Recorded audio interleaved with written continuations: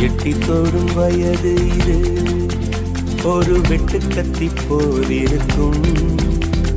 அதிசயம் என்னவென்றால் அதன் இரு பக்கம் பூவிருக்கும். கனவுக்கு செயல் கொடுத்தால் அந்த சூரியனில் செடி முளைக்கும்.